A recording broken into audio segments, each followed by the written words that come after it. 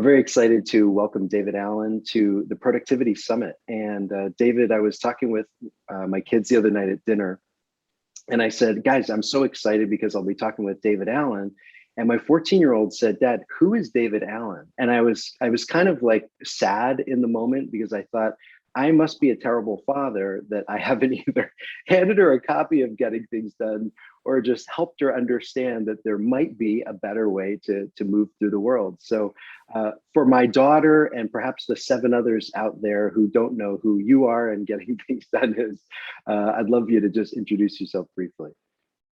Sure. Well, I spent the last 35 years really researching and developing a methodology about how to stay afloat in this sort of chaotic world of increasing volume, intensity, and opportunities, that many of us are faced with, and not be driven by it, but surf on top of it, so we can stay in control of it. So I discovered techniques for myself, so I could stay in control, focused, with more space to focus on the meaningful stuff. Turned out that what I discovered for myself worked for my consulting clients. I started my consulting business back in 1982. And I started using this with them, and it produced the same results that made a whole lot of difference in terms of how they could manage their work, manage their life, feel better about all of that. And so I spent, probably 25 years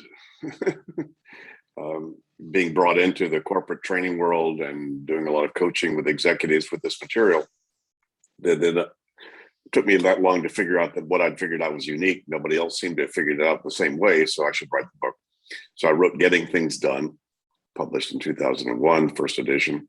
And I had no idea how much people would recognize it, get it, implement it, whatever, because there's so much stuff out there about time management and about all of that stuff. So, but it turned out that it hit a nerve, became a bestseller, went global. So now, a lot of my work is supporting our licensees and partners around the world that we've certified to train this methodology, both from a training standpoint and a one-on-one coaching standpoint. So that's a short version of a very, very long story, Mike. No, that helps. And just to geek out for a minute, I remember when I first purchased the book, and I would stop at a little parking lot on my way home from school each day to read, for 20 minutes or so. And I have still, across different nonprofits, different organizations, different teams, recommended that book. And I think the reason why it's so, I don't want to say it's timeless, but it's really stood the test of time, is that so much of it is common sense. And like you've said many times, you just sort of discovered something, or maybe put words to something that perhaps some people knew, but it is a framework. And I know a lot of times people get hung up on the tools or, the particular strategies and all that. But I wonder if you could speak to the mindset that really is behind getting things done. Sure.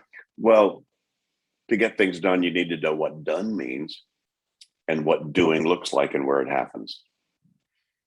And so a lot of the uniqueness, I think, about the GTD or my methodology was the kind of step 2. Once you've identified stuff that's got your attention, you then need to clarify, wait a minute, what am I committed to do about this?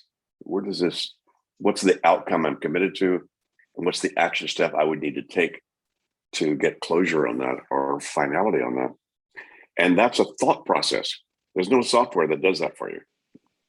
You actually have to learn to think, about your stuff in a very specific way. And I discovered the most efficient and effective way to think about your stuff with the least amount of effort, so that you don't have stuff yelling at you from your desk or your in basket or your email or whatever, because you've already made the right decisions that you need to make about it, and then put those in their appropriate places so that you can see a map, an orientation map of your sort of whole game, on a consistent basis. So you feel comfortable about what you're doing and what you're not doing. And, that's a big challenge for most everybody these days. Right. Yeah. I'm in a lot of conferences, situations, committees that I don't find to have a propensity towards action.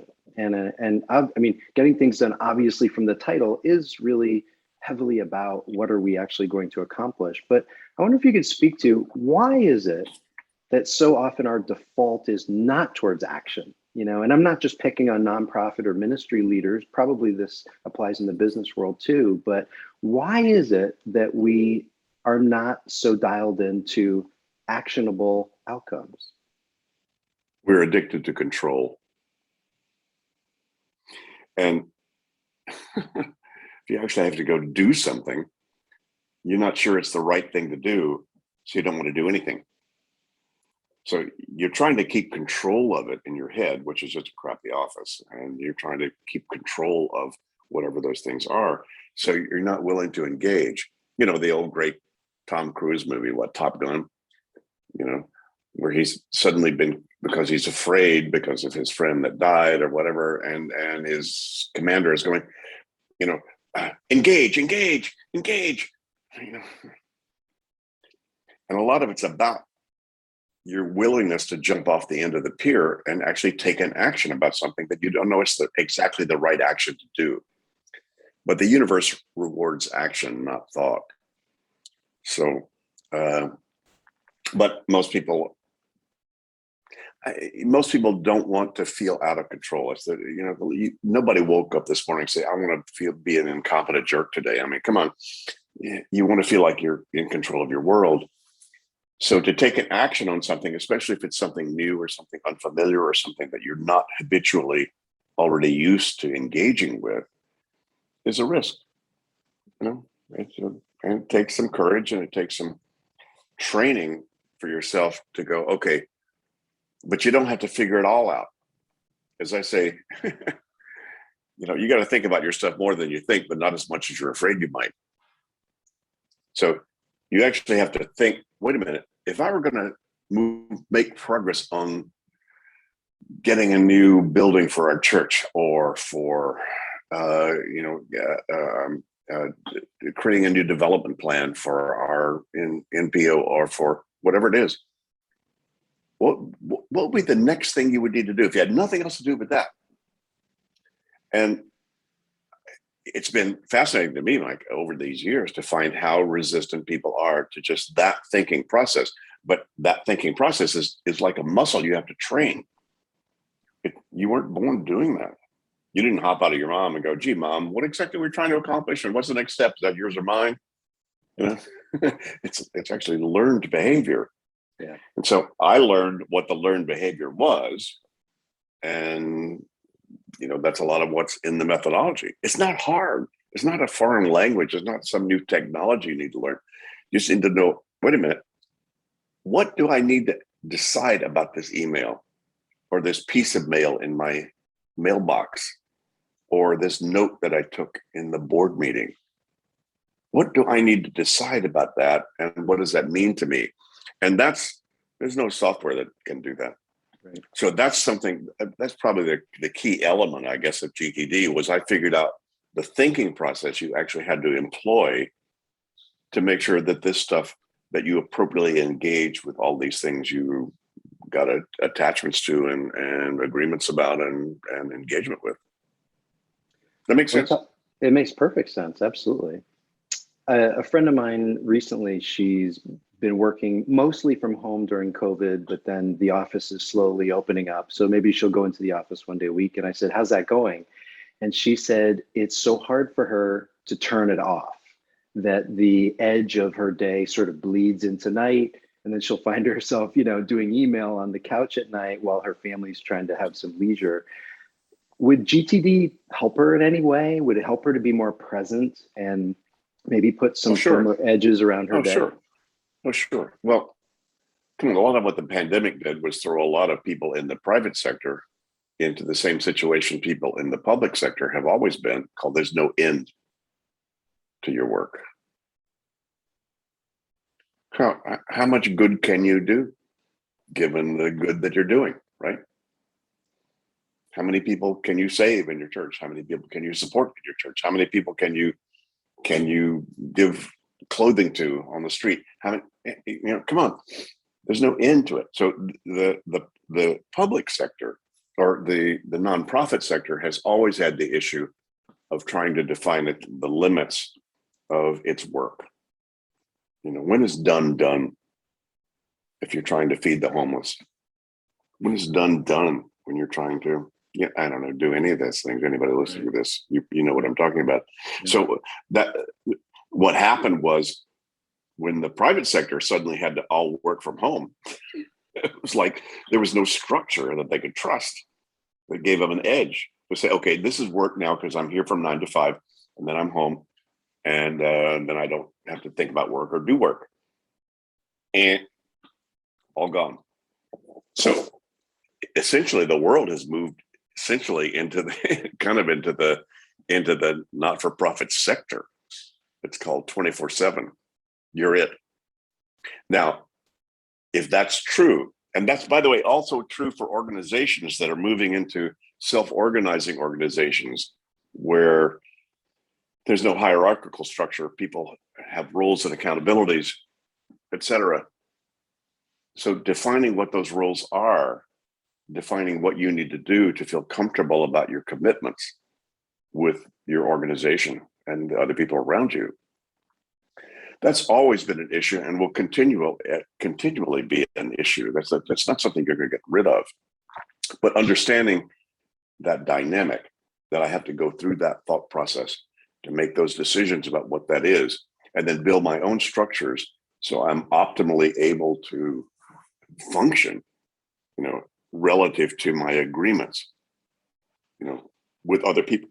They're all with yourself, but a lot of them will include other people, and especially your accountabilities that you've accepted in your organization or in your roles in your life.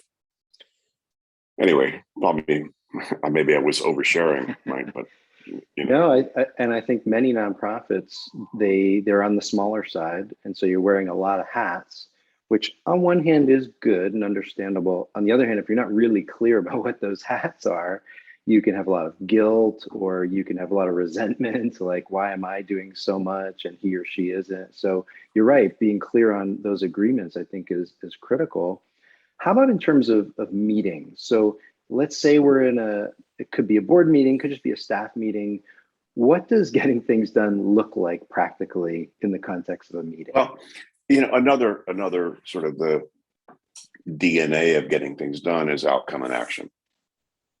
What are we trying to produce? How do we allocate resources to make that happen? So if you walk into a meeting, the question will be, what's the purpose of the meeting? What do you want to have true by 3 o'clock? Right? And you don't end any conversations or discussions without going, so what do we just decide and who's going to do what about that? So if you can build outcome and action into your organizational lexicon, it can change your culture. We've seen it many, many times over these 30 years.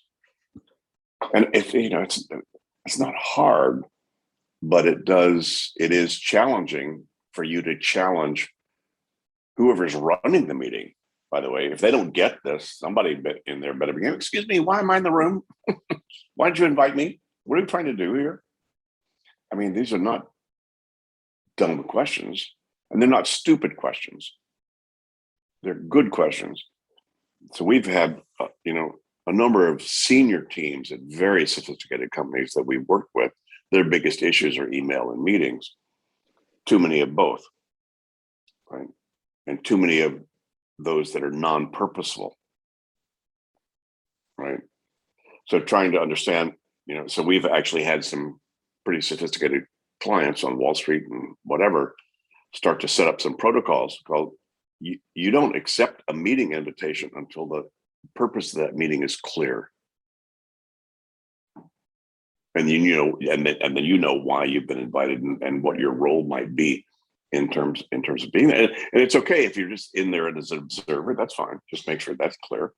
Mm-hmm. Or if you're in there because your input is needed to be able to make decisions that need to happen by 3 o'clock this afternoon, or whatever.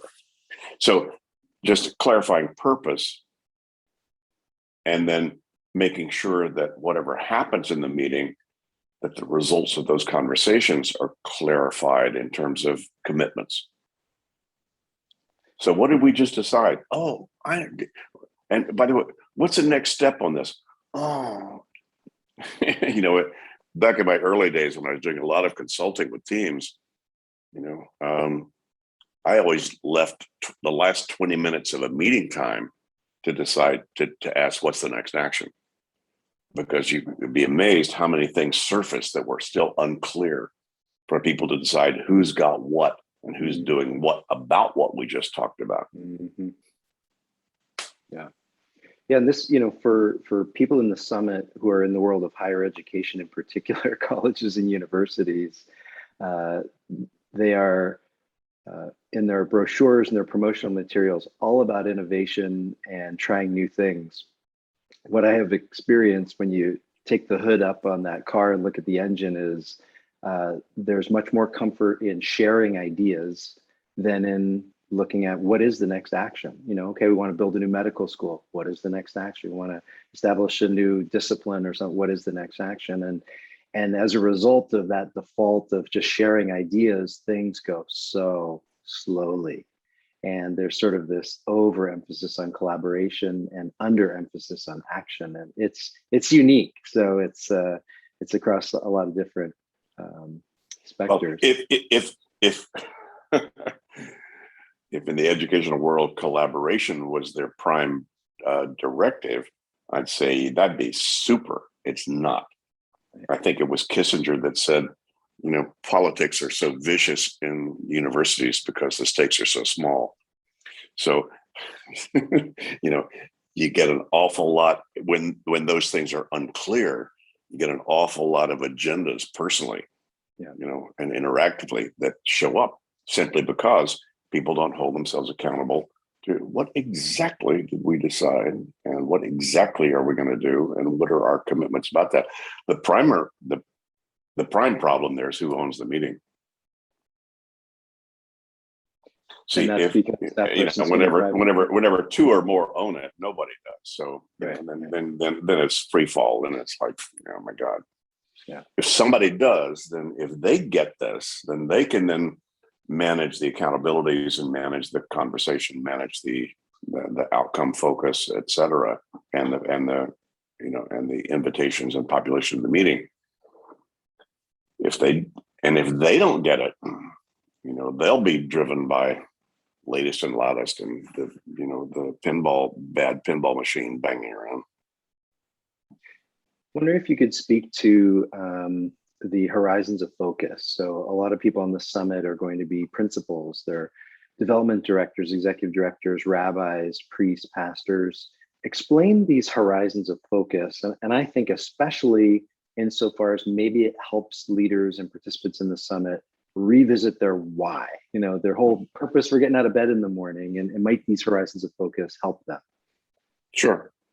Well, I didn't make it up. I just identified what are the things that create the priorities about how people decide what their priorities are. And as simple as I could make it, I couldn't get it any simpler than that. There were 6 horizons. The top one is, why are you here? What's your purpose? Why do you exist? And what are your core values? Beneath that would be what your vision of that would look like if you were doing that in the world in a highly successful way. And then horizon 3 below that would be, okay, so what are the goals and objectives that you need to accomplish to make that vision happen? And then down from that would be horizon 2 would be your areas of focus and responsibility. How's your finances? How's your, how's your quality control? How's your technology? How's your whatever, all the things you need to maintain so that you have an appropriate engine that you can move toward those bigger things.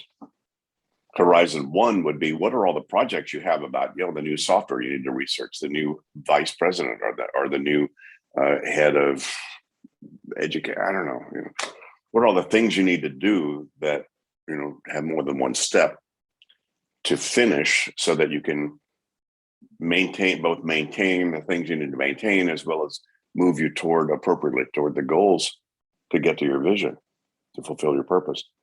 And then you have horizon ground level, which is what are the next actions that need to happen on any of those moving parts? So for any person personally that we've coached as a professional, and that could be, believe me, I've coached clergy, I've coached physicians, I've coached heads of nonprofits or whatever. Most of them have between 30 and 100 projects and between 150 and 200 next actions on the moving parts. So there's a whole lot of thinking, decision-making, and organization of the results of that thinking that need to go into an appropriate map so that people can have a sense of their context of their world. And I think that's the most important thing. So, how fast can you look at your whole world and feel comfortable? You could just have a beer tonight, or just go take a nap, or go, spend time with your dog, or whatever. What do you need to look at? What are all those things? So I just defined a way to set up that structure so that you could see that orientation map with as few steps as possible, but no less. As I think it was Einstein that said, look, you need to make your world as simple as possible, but no less. Right. So most people have tried to make a no less, something like a to-do list and a calendar, and that's about it. Yeah. They're out of control. Yeah.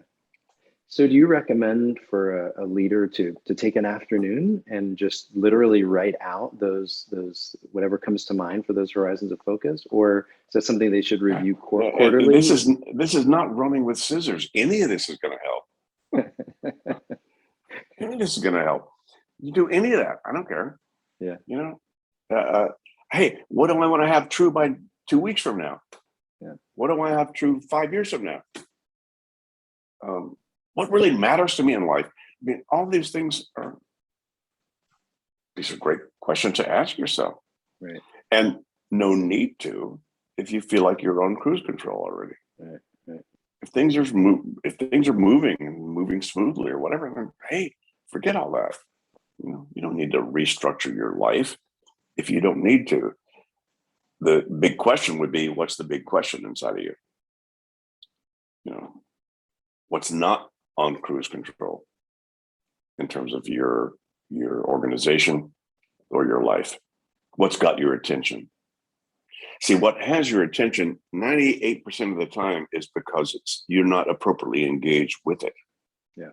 You haven't made the decisions you need to make about it, or you haven't parked the results of that thinking in some sort of person or system for yourself that you trust will trigger the appropriate activity that needs to happen about it.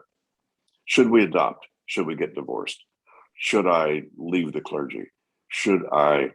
Oh, come on. Believe me, the range of questions that I've coached people to deal with is infinite, in that regard. Would you say it's normal that we sometimes will be really preoccupied with certain levels of focus and not others? Like, for example, projects and day-to-day are probably, top of mind for a lot of people, and they might not be thinking of their mission, their values. Is that normal, or is that just sort of the human experience? Or? I think it's a human experience, and you don't need to think about all that unless you need to. Frankly, a lot of people shouldn't even be thinking about their goals. They need to go clean their bathroom. If your day-to-day is kind of out of control and you don't feel comfortable with that, you're just going to create guilt and frustration the more you think about sort of the bigger game stuff. The bigger game stuff, come on. If you're being invited to engage to merge your organization with another one, you better be thinking about the big game. What are you about? So, if you and your partner in life are thinking about a divorce or not, you better be thinking about the bigger game. Yeah. So oftentimes the situations demand us to then move our thinking to some of these different horizons of thinking in terms of our commitments, but not necessarily. Don't waste time thinking about your life purpose. If you got a whole lot of stuff to do and you're fine, you know, so who cares? But just be aware that those are conversations that can be had and should be had at different times. You know, if the old thing called, hey, you're on your deathbed, what are you going to have regrets that you didn't do? Right. You know, so there's always, you know, kind of up to that level of game in terms of why you're on the planet and so forth. But I'm, you know, I don't think people need to spend a lot of time on that unless that pulls them to think at that level. Right. Or there are circumstances that pull them to think at that level. Wow, I just found out I have, you know, terminal cancer. I got about 6 months. You know, what am I going to think about? Or, wow, we just got offered for our NPO to be bought by whatever, or taken over by whatever, or merged with whatever. What do we need to think about? Does that fit our purpose? Is our purpose for saving animals, or for, oh, God knows what, you know, how many NPOs I've worked with? Is that going to be served by what this situation is going to do? That's where you need to then potentially bump up to a next level of understanding about this stuff. By the way, most nonprofits that I've worked with over time have never changed their purpose. They recognized it at a different level. I worked with very successful, very impactful organization out of New York in foreign policy, basically coaching world leaders on how to not press the red button and explode the world. So essentially, it was how do we keep the world from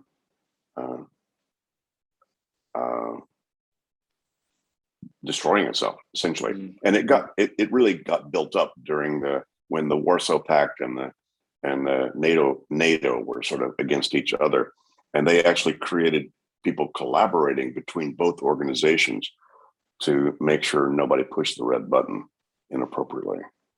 And so once that got relieved in 1989, and a lot of that pressure relieved, the guy who ran the organization, who had really held the DNA for it, he said the real issue is going to be Islam versus the West. This is 1980, this is 1990, 1991, a long time ago. And he knew it, he caught it. And so he changed the nature of the work they were doing to a much more global aspect, but it was always the same purpose. It was just a re-identification of what that purpose really had been from the very beginning. So I would suggest anybody listening or watching this, you know, in your NPO or in your nonprofit, that you ask yourself, you know, the essence of that, there's a DNA in that,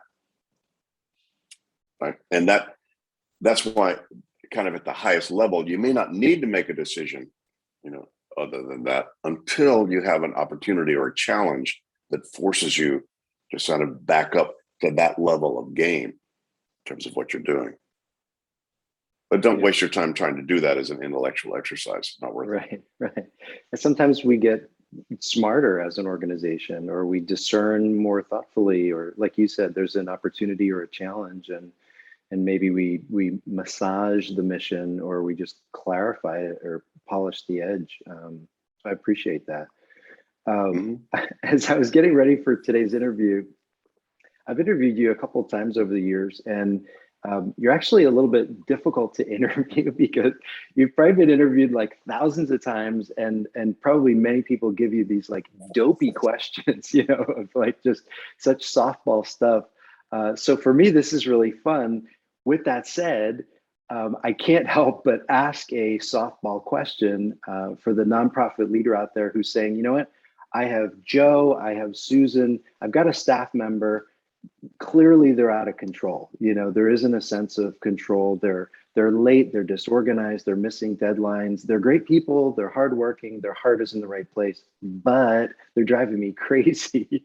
So, David, what's a nonprofit leader to do with that person on their staff who they value, but clearly from a productivity standpoint, they could benefit from getting things done?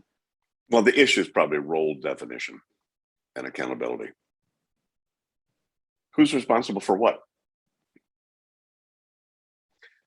You know, I got engaged 10 years ago with an organizational operating system called Holacracy, which is very, very role-based.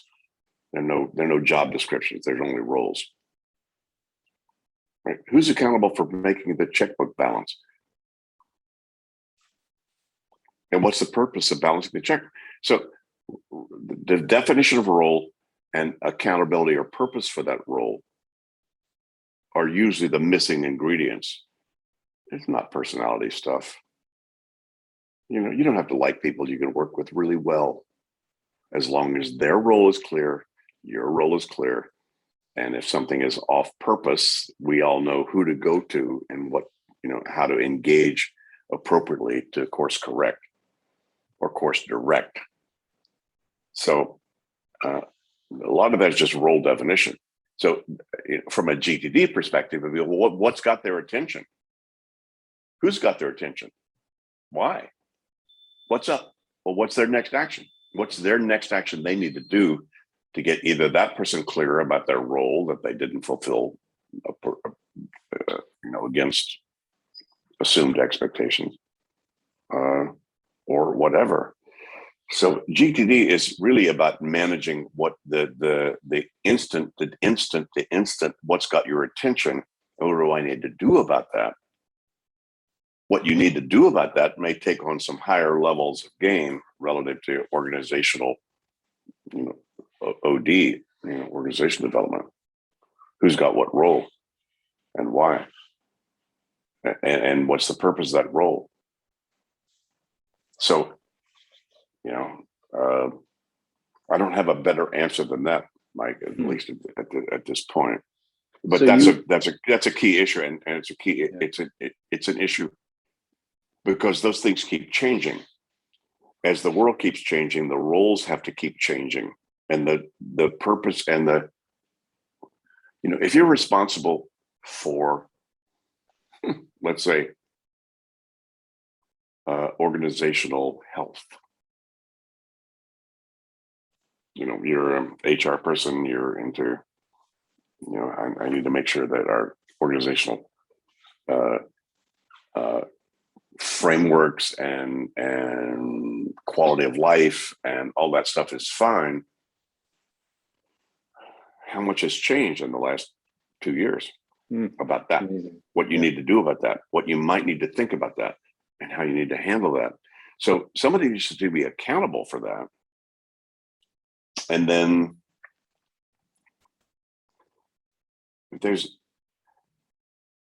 at some point I discovered I needed to hand off a whole lot of my accountability so I could distribute my stress. So a lot of holacracy was about distributed stress. Okay, this is yours. Here's what yours looks like. Here's what we're expecting out of you, what's yours. Yeah. And go, you know, that's yours. And then if something happens that's off, we know that you're the person we need to go to figure that out, or we need a different person to do that. Right. These are not lightweight things to deal with. Yeah. Understood. So that's great. Actually, you know, it's interesting. I thought you'd go into some of the real nitty gritty daily capture and all that, but you're saying really it's about role clarity and then helping a person focus on the right things, maybe directing or redirecting them so they don't get distracted. Well, you asked me about a team and collaboration issue. That's different than the personal issue of the people that you're talking about. You know, so the personal issue is, yeah, hey, once you got that role, what are you going to do about that? You know, by the way, what projects do you have? What are your actions? How do you manage that? How do you manage what happened in the meeting relative to the roles and your accountabilities and your job? And would you say in that so many more and more companies and nonprofits over the last 2 years have gone remote, that role clarity is more important than ever? Oh, of course. It's never not important. It's totally important. And usually, unless the corporation or the company or the situation has gotten stressed, people are in their comfort zone, they're cruising, they're just going along with whatever. But these days, the stress and the change and the whatever has forced people to have to think about a lot of that, which then forces those issues go, well, wait a minute, what am I supposed to do relative to, Zoom technology? What am I supposed to do relative to whatever? Yeah. So yeah, change is always,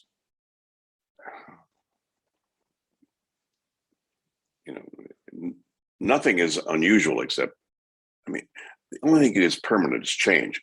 So, it's going to constantly keep changing. But believe me, GTD will still be extant and useful 20 years, 50 years from now, we fly to Jupiter. They still need an in basket. They still need to decide, wait a minute, what's happening? What's the next thing? What's the next action on this? Who's doing that? So all of these just accountabilities for making things happen is a universal issue. That will never change. People have often asked me, what's new these days? I say, the only thing that's new is how frequently it's new. Right? Come on, Mike, how many times over the last 2 or 3 weeks you've had to totally recalibrate what you thought your priorities were? Of course, yeah. And anybody listening or watching this, come on. Right. But your parents, how often did they have to do that? Not nearly so much. Right, sure. Not nearly so much. So that's what's new, is how frequently you have to rethink, recalibrate, redecide, refocus, reorganize, so that your game plan essentially is current. Yeah, and I think there's a little bit of a heaviness to that, like, oh gosh, I'm responsible. But there's also a sense of hopefulness because there's agency. And as I was thinking of getting things done over the years, I get hopeful when I really take getting things done seriously, because it reminds me I have agency, maybe not total, ability to change everything or control things, but I have more agency than I think. And that puts a smile on my face because I realize I can do something here. My organization can do something here.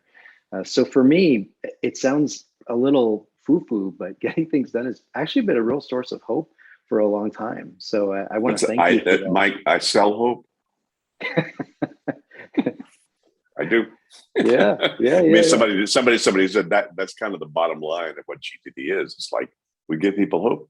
There is a way out of this. There is a way to get on top of this instead of being buried by it. Yeah. It's not free. Right. Takes some work. But it's not hard. Right. Well, I'm grateful for the hope, and I'm especially thankful for your time being on the summit, and also wanted to make sure you had time and space to reference and promote particular things happening in your company. No, a lot of my work now is just supporting our licensees and partners around the world.